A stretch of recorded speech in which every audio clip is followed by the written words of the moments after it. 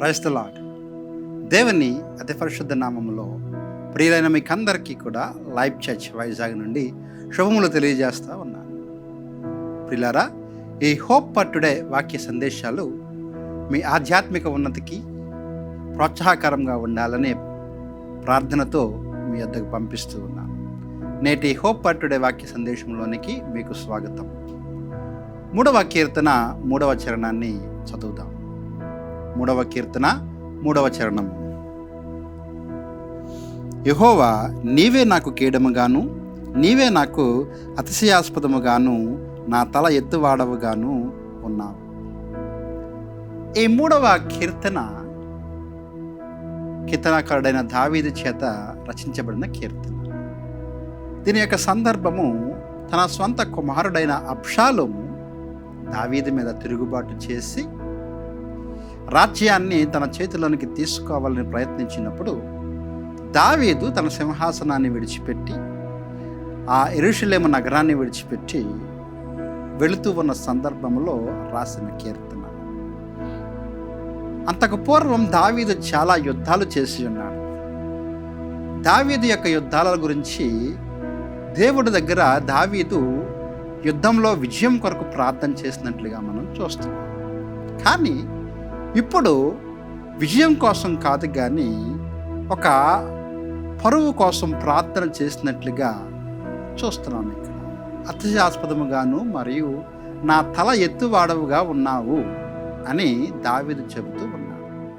అవును ప్రియులారా, చాలా సందర్భాలలో మన పోరాటాలు విజయము అపజయం గురించి కాదు, కానీ అక్కడ మనము అవమానము పొందిన చోట తిరిగి నిలవబడే వారముగాను మన తల ఎత్తబడేదిగా ఉండాలి అని చెప్పి మనము కోరుతూ ఉంటాం.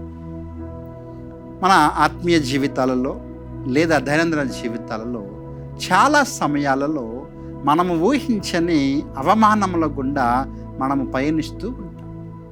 ఆ అవమానాలకు లేదా అటువంటి నిందలకు, ఆ పరిస్థితులకు ఏంటి సరైన జవాబు అంటే, ఎక్కడైతే మనం అవమానం పొందామో అక్కడే మన తల ఎత్తబడితేనే అది దానికి నిజమైన పరిష్కారంగా కనిపిస్తూ ఉంది.